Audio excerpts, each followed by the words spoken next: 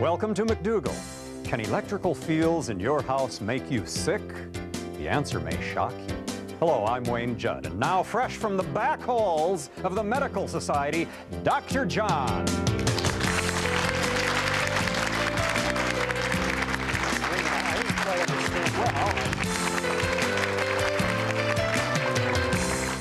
Well, it's kind of where we perceive you hung out in medical school, in the back halls. Oh, the back halls. Yes, you do seem a bit iconoclastic, John, you have to admit. Well, the back halls. The back halls. I did spend a little time there, but I don't do that anymore. You don't do it anymore? You know, I have had the opportunity to tell you about 4 of my 5 dietary myths. Oh, yes, we've talked about that on other shows. You can hardly wait till the 5th one. Well, I had suspected that one of these weeks now it would show back up again. Let's review now.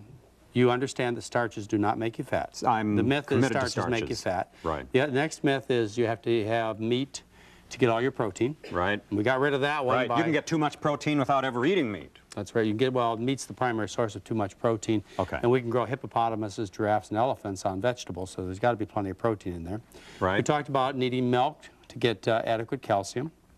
And we realized, likewise, the calcium comes from plants, enough to grow hippopotamuses, giraffes, and elephants. Of course, you're attacking a lot, I mean, you're going to have a great amount of unemployment if your message gets across, you know, John. Well, the dairy industry is a pretty big industry. I thought the food industry is a huge industry, but it'd be the same as you and I sitting here talking about tobacco. You say, and me telling you that smoking is harmful to health. You say, well, just think of all those poor tobacco growers you're putting out of business, John. Right. I'm sorry, that can't be my primary focus. When we're talking about foods and misunderstandings that cause heart disease, breast cancer, colon cancer, obesity, human life matters more. You're absolutely right. Fine. I'm not worried about it. Okay. I'm really not worried about it. There are going to be plenty of people, just like there are plenty of people who smoke these days and don't wear their safety belts and drink too much alcohol. There'll be plenty of people out there to eat all that rich food. So they're not going to starve. You're not planning to change the whole world? I'd like to, but I'll tell you what's happened. It's kind of an interesting thing that happens in our society. When Americans discover the hazards associated with some of the products, the industrial products, what they do is they move these industries to third world countries and then sell them to like the cigarette, tobacco industry. And another one is the baby formulas. Right. As mothers are discovering that the baby formulas make the babies sick in our country, then they ship the baby formulas to Africa and to Asian countries, and then those kids die by the millions. Yeah. And it's the same thing with the beef industry and the other rich foods that we have. As we discover how unhealthy they are, all we do is we export them to Japan and Africa and China and so on. So economics is everything. You don't have to worry about these people. They all stay rich. Yeah. So now that we've decided we don't have to worry about these industries, let me tell you about the 5th myth. Well, the 4th one was chicken is lower in cholesterol than beef and pork. And you said it was not, which surprised me a great deal, because I always thought if you didn't eat meat, a muscle is a muscle is a muscle, whether it wiggles a tail, flaps a wing, or moves a limb. Okay, now you got those down. I'm with you, John. I wanted to spend this whole time on the last one, but I'll give it to you really quick. All right. And that is that vegetable oil is health food. People believe that. So especially olive oil. Especially olive oil. They believe they can switch from animal fat to vegetable fat, and all of a sudden they switch from poison to health food. Right. And that's not true. No, it's not. That's a myth. That's a myth. And by believing that, you end up having other health problems. You end up changing your mode of death from being shot to being hung, basically, is what you do. Vegetable oil is stored under the skin and the fatty tissues as well as animal fat is, and there's nothing more attractive about wearing olive fat than there is pig fat or cow fat. Fat is fat is it's fat. It's ugly, yes, and you're gonna store that fat if it comes from olives or safflower or sunflower seeds or peanuts or whatever. You're gonna store it. So the fat you eat is the fat you wear, and so vegetable oil is going to make you just as fat. Vegetable oil also promotes cancer. As a matter of fact, some of the vegetable oils are the strongest promoters of cancer that people commonly come in contact with, such as corn oil and safflower oil. Now, other oils like fish oil and olive oil have a much less chance of promoting cancer, but vegetable oils have to be thought of with caution. That's absolutely stunning. Who would have thought? In experiments where they've tried to reduce the risk of heart disease by switching people from animal fat to vegetable fat, what they find is, yes, they have less heart disease and lower cholesterols, but they have more gallbladder disease and more cancer in these experiments, and they end up dying at the same death rate when they make those kinds of changes. We find that vegetable oils damage the arteries. Vegetable oils are incorporated in the atherosclerotic plaques, the artery damage, and it's believed that vegetable oils are quite damaging to the arteries, but the way they reduce the risk of dying of heart disease is the vegetable oils thin the blood and prevent the clot from forming. But if you get an automobile accident with all that thin blood, there's a possibility of dying, bleeding to death. Right. Now the last thing is vegetable oil not only ends up under your skin, but on your skin, and in people, having a shiny coat, shiny hair and shiny skin is not attractive. Whereas if you have a dog and you take the dog to the veterinarian and you ask, how do I make my dog's coat shiny, what does he tell you? Yeah, put oil in the food. So if you're tired of having a shiny coat, you follow the advice opposite the veterinarian. So if you don't want to glisten, don't eat oil. That's right. And people don't look good when they shine. How about that? Great news. Well, we got a great show for you. Good. We're going to talk about electromagnetic radiation and how it can possibly harm you, right? So you're going to really enjoy this. So we'll see you in just a moment.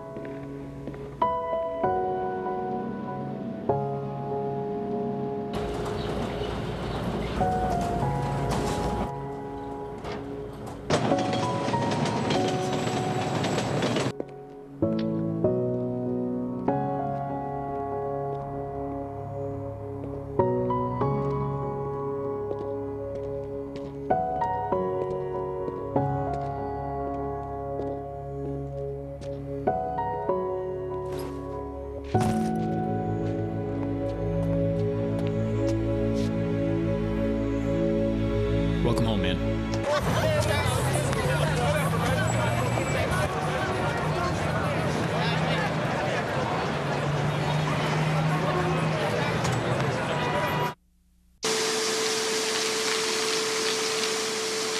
Mom! Mom! What? You can't find Ichabod. What?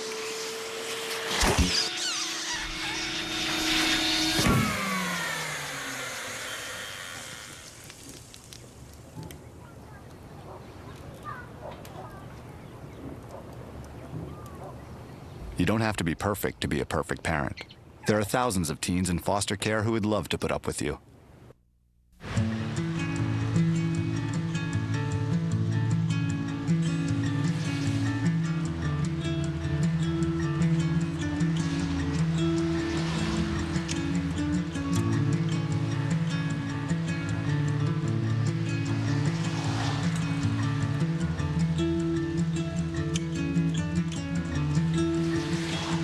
You may not know what to say, but we can help start the conversation. Learn more at supportyourvet.org. And welcome back. With us is Jim Butler. He's president of Home Safe in Santa Clara, California. This is a business for testing homes to make sure they're safe, primarily from electromagnetic radiation. EM, we abbreviate. Is that right? Yes, EMF, commonly, yes. What's that for? Frequency? Fields. Fields? Electromagnetic fields. What are we talking about here? Well, electromagnetic fields exist wherever you have a current of electricity. So in the United States, in fact in North America, we're operating at 60 hertz. And 60 hertz electricity simply means the frequency of 60 times a second. And wherever you have a current flowing of electricity, you have a radiation coming from it, some fashion, some amount of electromagnetic field. And this would include the electric wires going to my toaster, it would include my telephone, it would include my computer. EM's every place. Every electrical appliance, it's surrounded with probably even be my watch with a battery in it, right? In fact, yes, there is a so there must be. Is it like other radiation where there's no threshold of safety? You know, radiation I learned when I was in medicine, there's no threshold of safety. The risk of cancer, it goes down and down and down, but never hits zero as a threshold. Is that with EM? Well, with electromagnetic fields, it was often thought, we understand the radiation in ionizing radiation, which is above light, where we have X-rays and gamma rays and cosmic rays, and we often thought that that was the only problem. We used to believe that microwaves were not a problem, but we determined that they caused heat, and now we cook with microwaves. They often thought that the 60 hertz electromagnetic fields were safe. Yes. And they're now an accumulating body of evidence suggesting that's exactly not the case. Yeah, well, it's got to be safe. It's got the little tags on it that says it's safe. Not safe. No. We're not safe? Why do you think it's not safe? Well, I guess in the United States predominantly, although it dates back to radar operators here in the Navy complaining of headaches and dizziness and even sterility. Through the 60s, the Russian shipyard operators exposed to electromagnetic fields. In 1979 in the United States, Dr. Wertheimer and Leeper identified leukemia associated with power lines. This isn't what they were looking for. They just happened to find out that the incidence of childhood leukemia coincided I've seen that many, many times in the Lancet and the British Medical Journal discussions of electromagnetic radiation and leukemia. It's a very common subject in the medical literature. Yes, exactly right, and it's, there's been hundreds of studies. The California Consensus Group on Electromagnetic Fields looked at the 88 studies. Now, again, as mentioned in our discussion earlier, there's more information on this particular carcinogen than any other in the history of the Environmental Protection Agency. On EMF? On EMF, electromagnetic fields. With that amount of information, you would expect a tremendous amount of legislation to protect us. That's what one would expect. You would expect that, wouldn't you? Now, wait a minute. There has been some things done. For example, I heard, on second-hand information, but I heard from the electric companies that they recommend that you do not sleep in your electric blanket, that you just use it to warm the bed up, and then you turn it off, and that you're not supposed to have clock radios not right next to your head of your bed at night. And so the electric companies are obviously aware of this. They must be a little concerned about legal problems. No clock radio next to your head. Is that what I just heard? That's yes, yeah, very true, very true. A small, you see, we have some dramatic demonstrations of electromagnetic fields, but even a small clock radio on your bed, particularly analog type, generates a significant electromagnetic field. Now, if you're not in that field, that's fine. You have nothing to worry about. But it's conceivable you could be sleeping there with that field. Well, I am. This is awful. I've slept with an electric blanket for Well, decades. so have I. Yes. On, all night. Right. High. Wonderful, isn't it? Nice and toasty. Toasted. But then your whole body is being subjected to this devastation. I Well, better stop doing that. Yeah, but that would be an excellent idea to stop doing that. And to get back to your previous point, which was the fact that the utilities are coming around to this. The utilities are even advocate what they call prudent avoidance, where everybody agrees that until there is a final judgment on the medical community. Now, to some people, that judgment is already in, but to the power companies, they're advocating prudent avoidance, so to avoid the fields wherever possible, and that would include And if I don't want certainly to become a human guinea pig to test this theory, be another then I should probably statistic. start turning off my That's right. electricity wherever possible. Yes. That'd be the prudent thing to do as an individual, wouldn't it? Yes, it certainly would. It certainly would. And so it's the house that may be unsafe, and you think we can make it safer?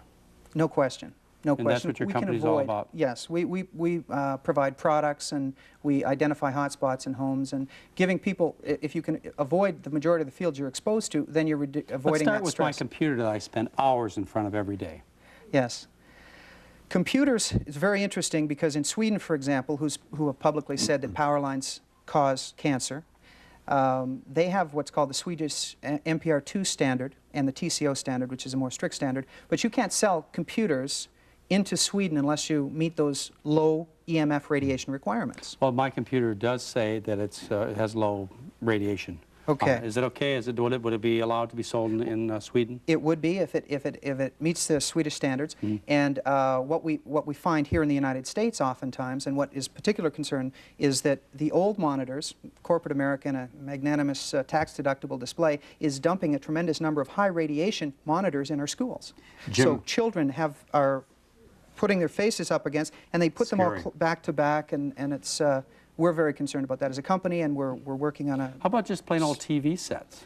They used to be a problem. TV sets, we were getting X-rays until the mid-'70s. Oh, really? Let me ask about this amazing but photo, Jim. TVs are fine right now. Are they okay? Yes, they are. Nobody, unless, of course, it's an old television, you're very close to it. Would the projection the rear projection be even safer? As long as you're not near the projection, yeah. Okay. Depends on the source. This is a pretty dramatic photograph. Yes, it is. This photograph shows a regular fluorescent light bulb. Yes, it's a standard, unretouched photo of a man standing under power lines with a regular fluorescent light bulb. And could I go out and do this myself? Well, I wouldn't recommend it, but you could, yes. I have power lines that look just like this in my backyard. Or not right in my backyard, but I would say they're about no more than half a mile away. Now, let's be clear. This is not connected to the wire. No, That's no. being lit There's a by bit of the electromagnetic magnetic field that's flowing from those high lines. That's correct. Turn it around and show it to us again. Yeah, this is pretty dramatic, pretty shocking. Well, we got to talk about some practical ways to deal with this, practical ways to clean it, because you've convinced me that there's an issue there. And so when we get back, I want to talk, right in my home, right in my environment, how I want to straighten things out. Jim Butler is our guest, and this is really fascinating.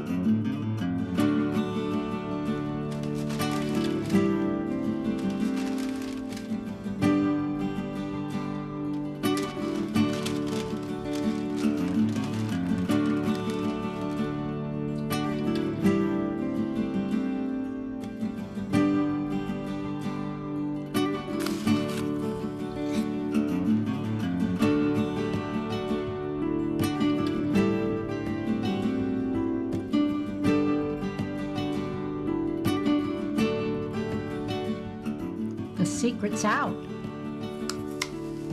Get the keys to longevity and a better quality of life from your friends at the Seventh-day Adventist Church by visiting www.healthylifeinfo.com.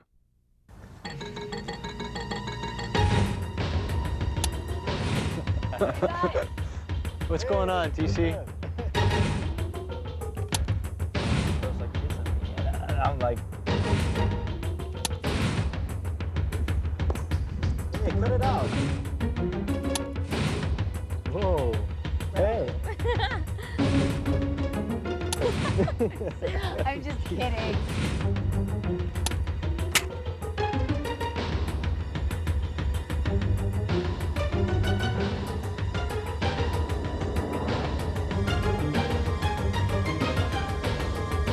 It doesn't take much to make this world a better place. McDougall, please, don't do it.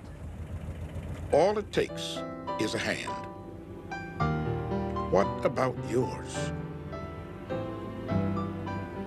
Brought to you by the Seventh-day Adventist Church.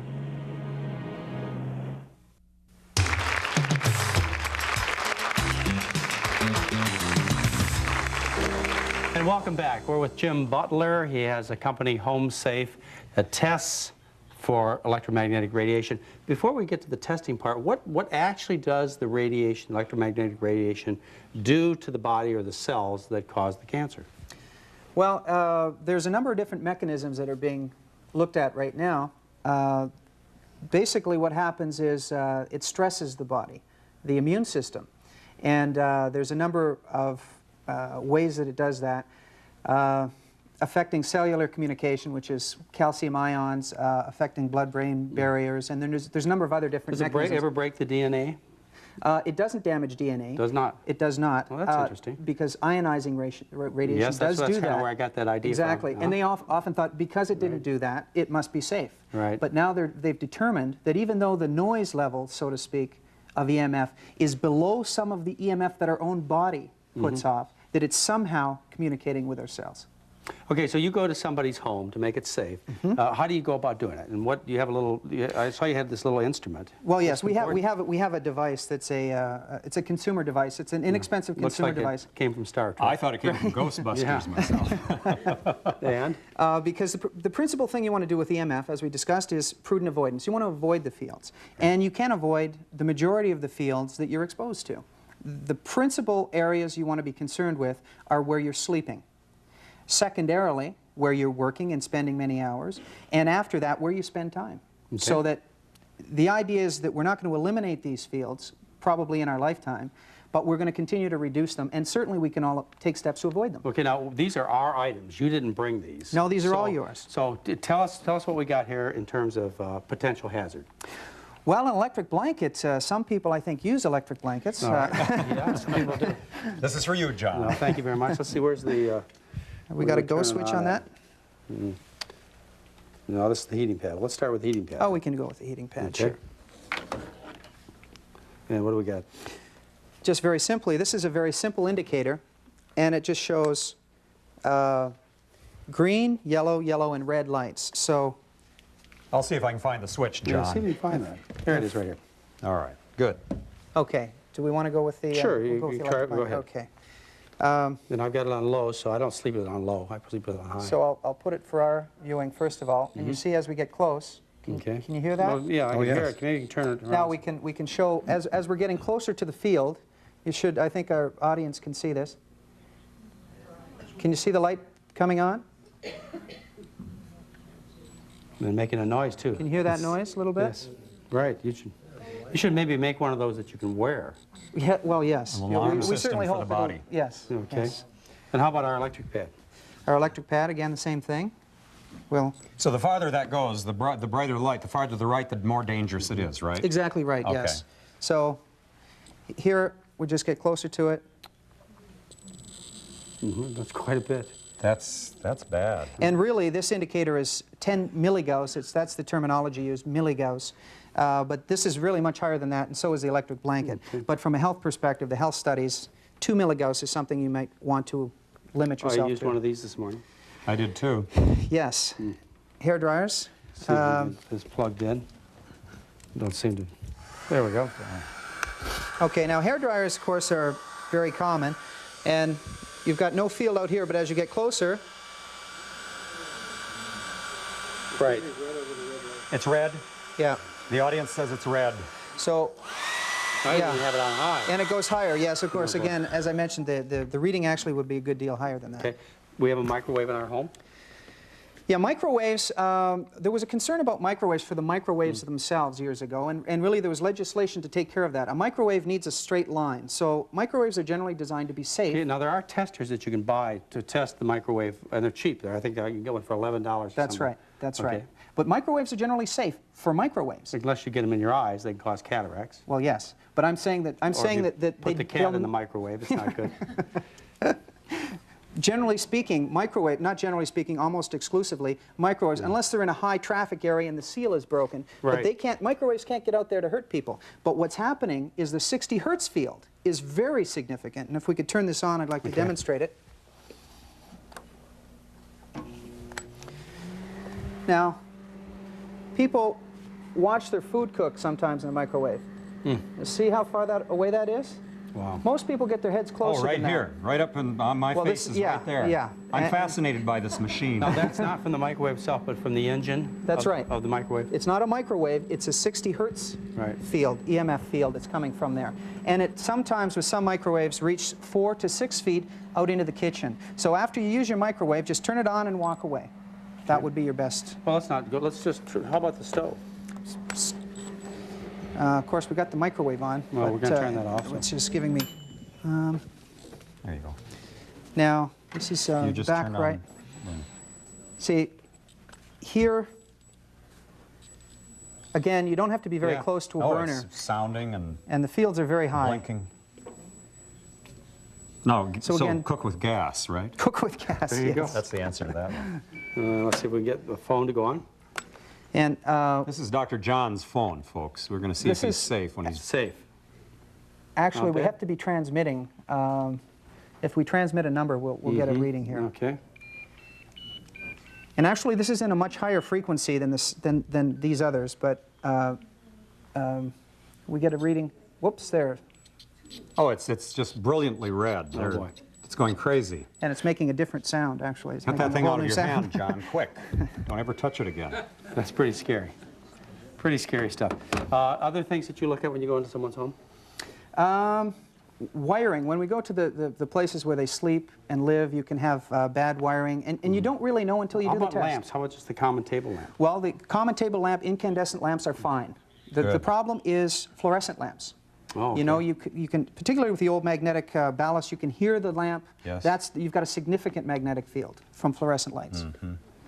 And so the bedroom is where you want to spend a lot of your time. Yeah. People have the electric blanket. What other things do I have in my room that might be electromagnetic? Shavers, electric shavers, How about I electric suppose. shavers? Yeah, electric shavers, again, tantamount to Right. the blow dryers. Is that why you don't shave, Jim? Tremendous number. All right, Jim. Well, listen, we're going to carry on this conversation. We'll be back in just a moment.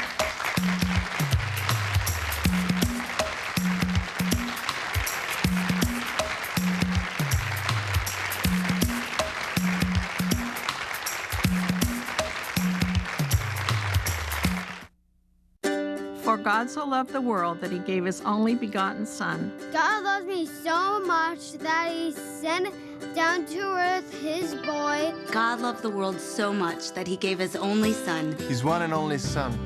And this is why. So that no one needed to be destroyed. The Heavenly Father loved the human race so very much that he gave his one and only Son. That he gave his one and only Son. God loves the world so much that he gave us his Son, Jesus. That anyone who believes in him will not die. We're not gonna die. That whosoever believeth in him should not perish, but have everlasting life. Everlasting life. Eternal life. And anyone who believes in him will live forever. And that's a long time. Beautiful, no matter how you say it. For more on John 3:16 and other texts, go to myfavoritetext.com.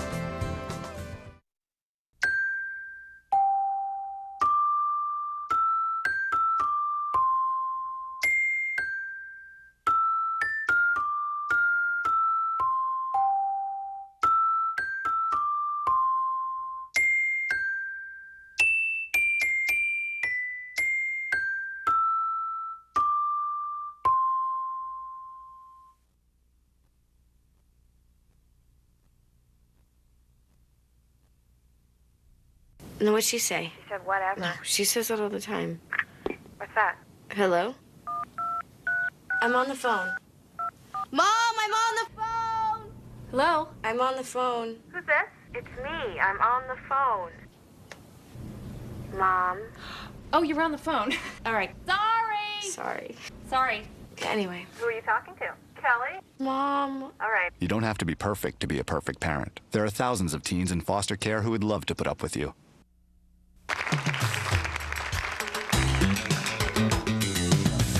Jim Butler's with us. He's president of Home Safe of Santa Clara, California, and this is shocking. It really is. You know, this really makes you think about your house. No pun intended. Let's go to a phone call. Hello, caller.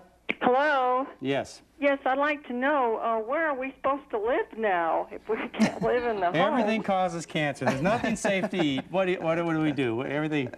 Well, I guess we can continue to live and do what we do, but it's a matter of just being alerted to where these fields are and avoiding them. That's a fantastic show. Jim. I want to thank you very much. Please join us again next time. This is great. Thank you.